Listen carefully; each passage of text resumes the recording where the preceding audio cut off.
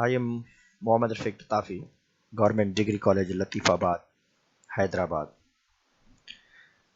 आज मेरा जो टॉपिक है वो है पोल्यूशन के ऊपर, और ये मेरा सेकंड लेक्चर है पोल्यूशन के ऊपर।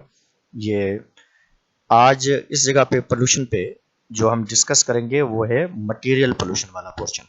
पार्ट 1 में मैंने डिस्कस किया था पोल्यूशन, उसके टाइप्स, और जो नॉन मटीरियल पोल्यूशन थे, एसिड नॉन मटीरियल पोल्यूशन थे, नॉइज पोल्यूशन और साउंड पोल्यूशन। इस जगह पे हम जो पढ़ेंगे वो मटेरियल पोल्यूशन है। इसके अंदर जो मटेरियल्स होंगे उनको इस जगह पे हम जो देखेंगे, सिर्फ पोल्यूशन की हम थोड़ी सी डेफिनेशन देखेंगे, क्योंकि पहले हमने डिस्कस किया हुआ है कि पोल्यूशन है क्या। पोल्यूशन अनडिजायरेबल चेंज है फिजिकल, केमिकल और biological characteristic of air, land और वाटर के अंदर। It cause many problems ranging from the lung cancer to green house effect and etcetera. Pollution cause by man and observe by man, ये मैंने पहले ही discuss किया हुआ है डिटेल में। पार्टिकुलेट्स जो होते हैं जो पोल्यूशन काज करते हैं उनके लिए हम स्पेशली यूज करते। मटेरियल पोल्यूशन को हम ज़्यादातर इस जगह पे डिस्कस करेंगे, क्योंकि नॉन मटेरियल पोल्यूशन हम पहले ही डिस्कस करके हैं और उसके लिए मैंने एक पूरी लेक्चर या वीडियो बनाया है मैंने। तो मटेरियल पोल्यूशन वो है जो किसी आलूद की वजह से, किसी सॉलिड्स जैसे carbon dioxide, carbon monoxide, dust particle, smoke है, पोलन ग्रेन्स हैं, या इसके बाद जो तमाम ऐसी सॉलिड वेस्टेज हैं, प्लास्टिक बैग्स हैं या प्लास्टिक बॉटल्स हैं, उनकी वजह से होने वाली जो पोल्यूशन है उनको हम डिस्कस करेंगे। तो मटेरियल पोल्यूशन के जो टाइप्स हैं वो 3 main types: air pollution, water pollution और लैंड या सॉइल पोल्यूशन। पानी के अंदर जो आलूदगी है उसको हम वाटर पोल्यूशन कहेंगे। जो ज़मीन के ऊपर आलूदगी या गंदगी है उसको हम लैंड पोल्यूशन कहेंगे, और जो हवा में आलूदगी या गंदगी है उसको हम एयर पोल्यूशन कहेंगे। ये तीनों चीज़ें हम इस लेक्चर के अंदर डिटेल में डिस्कस वर्ड यूज करते हैं। सो एयर पोल्यूशन जो है, एयर पोल्यूशन जो हवा में आलूदगी है, ये उसका पहला टाइप है मटेरियल पोल्यूशन का। एयर पोल्यूशन जो हवा में आलूदगी है उसके लिए हम कहते हैं। हवा में जो नॉर्मली आलूदगी है वो व्हीकल्स की वजह से, गाड़ियां जो है उनकी वजह से, उनके धुएं की वजह से, या इंडस्ट्रीज की वजह से उनके धुएं की वजह से, या उसके बाद जो डिफरेंट टाइप के जो दूसरे जो व्हीकल्स वगैरह हमारी गाड़ियां चल रही हैं उनकी वजह से नॉर्मली है।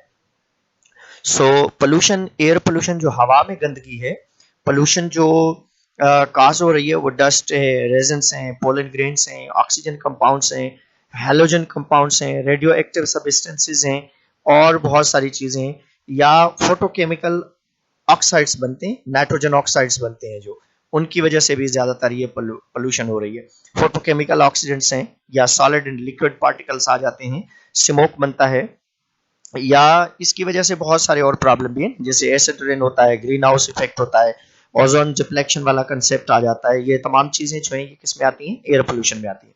आप कभी अगर किसी बड़े शहर की तरफ जाते हैं, कराची में जैसे आप इंटर होते हैं तो आपको नजर आएगा ग्रेजी हेज नजर आएगा, एक आपको जो है हल्का सा आसमानी कलर की एक लेयर नजर आएगी शहर के ऊपर, तो आप परेशान हो जाते हैं कि पता नहीं ये क्या है। ये असल में क्या है? डस्ट है। स्मोक के साथ डस्ट और ह्यूमिडिटी के साथ मिलकर एक लेयर बनी हुई होती है, जो लग रहा होता है कि ये बादल हैं या ऐसी कंडीशन है, हालांकि ऐसी कोई कंडीशन नहीं होती। That is totally the dust particle या होती है जो सो हम देख सकते हैं कि पोल्यूशन हो कैसे रही हो, ये एयर पोल्यूशन कैसे हो रही है। एयर पोल्यूशन जो नॉर्मली हम देखें, सो एयर पोल्यूशन अगर हम नॉर्मली देखते हैं तो एयर पोल्यूशन के लिहाज से इस जगह पे हमारे पास जो है डिफरेंट टाइप के केमिकल सब्सटेंस हवा में इमिट हो रहे हैं। जो पोल्यूशन, एयर पोल्यूशन हो रही है नॉर्मली, वो किसकी वजह से हो रही है? You can see here, air pollution जो है ये धुएं की वजह से हो रही है। ये इंडस्ट्रीज हैं, ये फैक्ट्रीज हैं और ये इस तरीके। और ये मैंने एक चीज और दिखाई है कि इसका एयर पोल्यूशन के साथ क्या जाए, ये डिफॉरेस्टेशन है। डिफॉरेस्टेशन का मतलब क्या है कि अगर डिफॉरेस्ट होंगे, प्लांट्स कम होंगे, तो कार्बन डाइऑक्साइड की क्वांटिटी हवा में बढ़ेगी।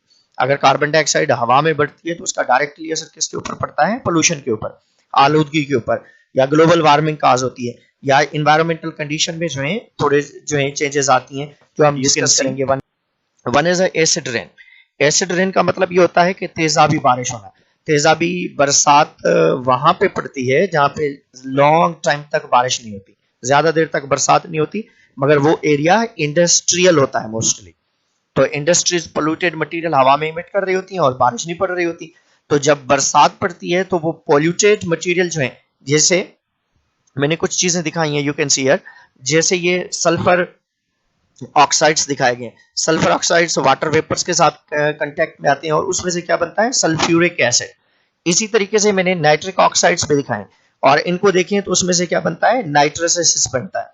और कार्बन डाइऑक्साइड जो है वाटर के साथ जब रिएक्ट करते हैं तो उसमें से क्या बनता है, कार्बोनिक एसिड। तो ये सल्फ्यूरिक एसिड, नाइट्रिक एसिड और ये कार्बोनिक एसिड, ये जब हवा में तब बनते हैं जब ये पॉल्यूटेंट्स हवा में अवेलेबल होते हैं। जब बारिश हो रही होती है लॉन्ग टाइम तक, जब बरसात नहीं होती, तो ये बारिश जब होती है तो सल्फर ऑक्साइड पानी के साथ मिलता है तो सल्फ्यूरिक एसिड बन जाता है। नाइट्रिक ऑक्साइड्स वाटर के साथ मिलते हैं तो नाइट्रस एसिड बन जाता है, एसिड बन जाता है। कार्बन डाइऑक्साइड वाटर के साथ मिलता है तो कार्बोनिक एसिड। ये जो तमाम चीजें हैं जब ये ह्यूमन के ऊपर गिरती हैं या किसी प्लांट के ऊपर गिरती हैं या किसी क्रॉप के ऊपर गिरती हैं या उसके बाद जो है या किसी और जगह पे ये गिरती हैं, तो नॉर्मली प्रॉब्लम क्या होता है कि ये पोल्यूशन क्रिएट करती हैं, पॉल्यूटेंट क्रिएट करती हैं और इसी तरीके से ये प्रॉब्लम क्रिएट करती हैं। तो मीन्स अगर हमारी बॉडी के ऊपर ये चीजें गिरती हैं तो उसकी वजह से क्या होती हैं, स्किन कैंसर होने के चांस हैं, स्किन कैंसर होने के चांस हैं। और इसी तरीके से अगर ह्यूमन है, क्रॉप्स हैं या बर्ड्स हैं या उसके बाद ये एसिड पोल्यूशन, जो एसिड पोल्यूशन, एसिड रेन है, इसका भी आप इफेक्ट देख सकते हैं। ये एक स्टैचू बना गया है, इस स्टैचू का इफेक्ट एसिड रेन की वजह से क्या हुआ है कि इसका कलर ही चेंज हो गया है। और उसके बाद इस तरीके से देखें ये स्टैचू है, इसका भी कलर चेंज हो गया है। और डिफॉरेस्टेशन के लिहाज से ये ग्रासेस हैं, ये प्लांट्स हैं, ये तबाह हो गए।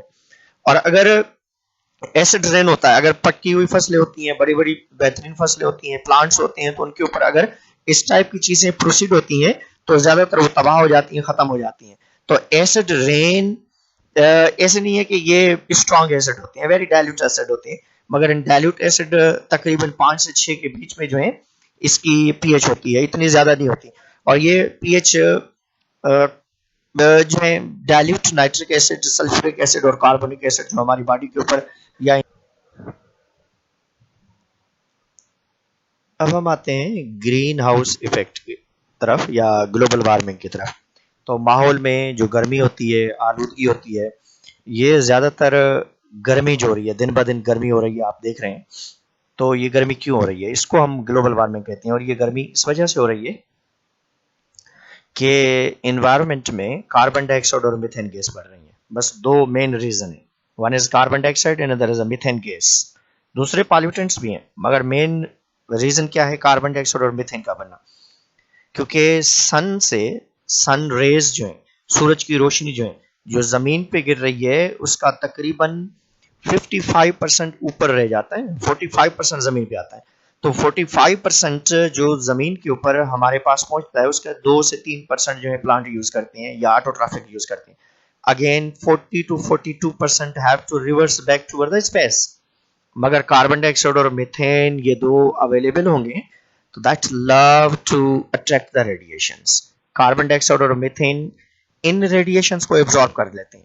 जब इन रेडिएशंस को ये एब्जॉर्ब करते हैं, जज़ब करते हैं, तो पोल्यूशन बढ़ जाती है, मींस टेम्परेचर बढ़ जाता है, गर्मी बढ़ जाती है। और टेम्परेचर या गर्मी बढ़ने की वजह से नॉर्मली एनवायरमेंटल कंडीशंस के लिए खतरनाक असरात हो रहे हैं। क्या असरात हो रहे हैं, ये एनवायरमेंटल पोल्यूशन की वजह से जमीन का जो टेम्परेचर है वो दिन ब दिन बढ़ रहा है, गर्मी जो है वो दिन ब दिन बढ़ रही है।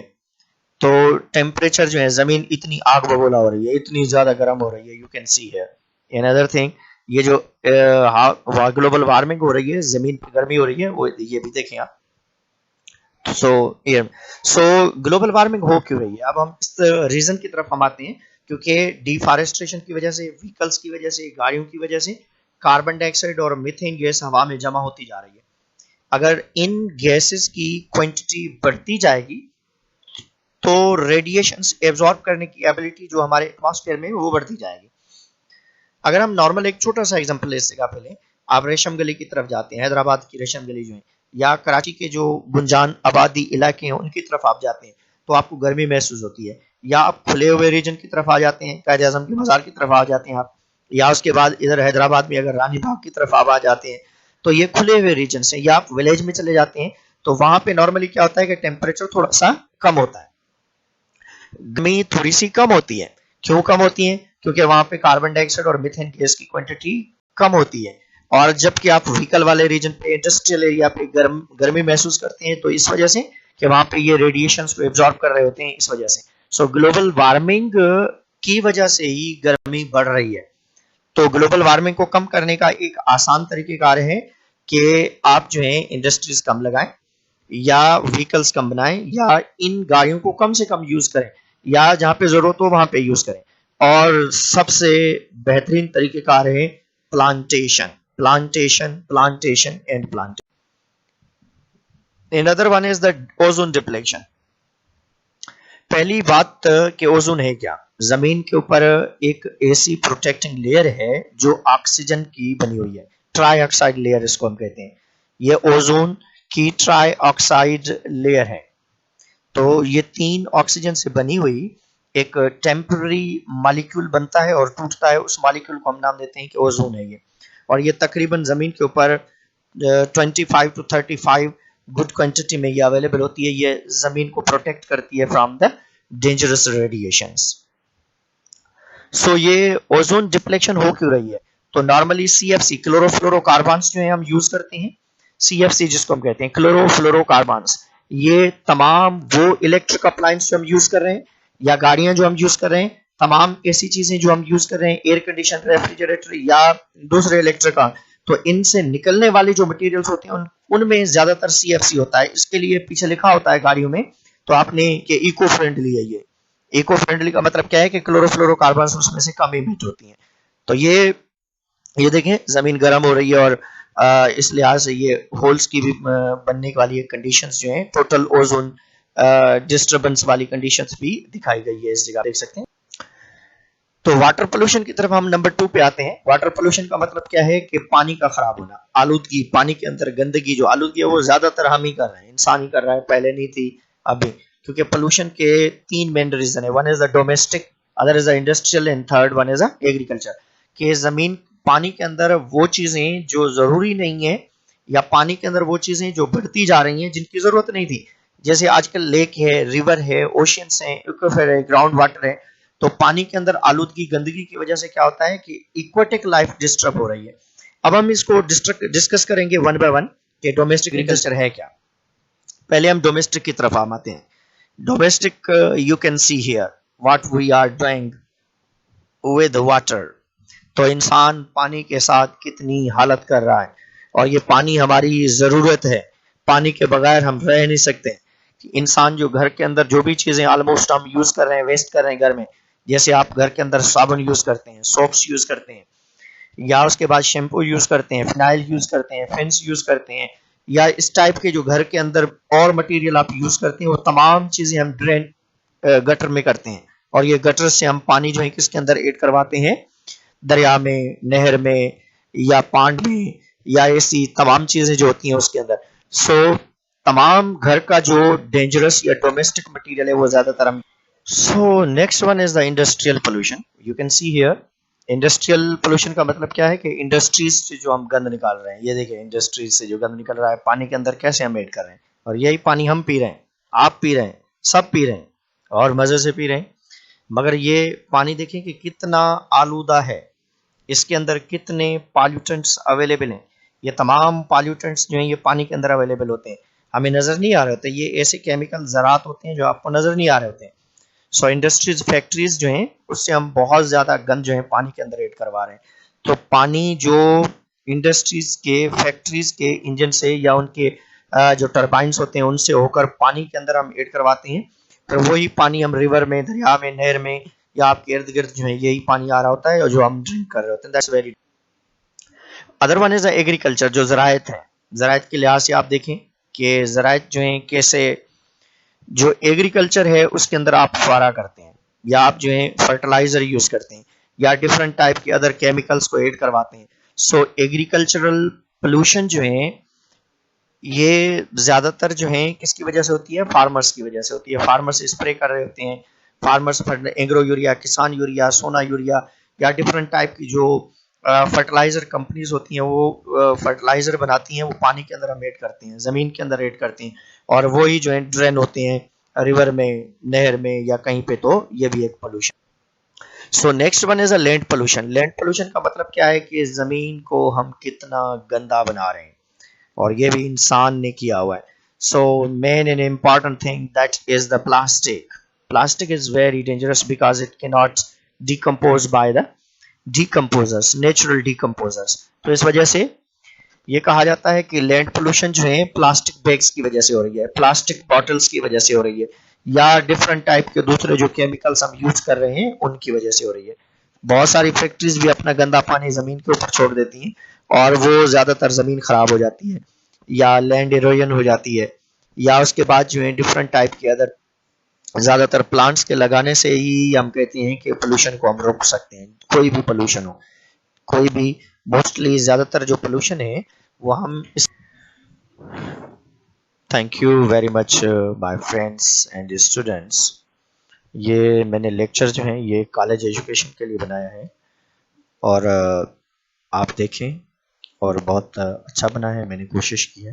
Thank you.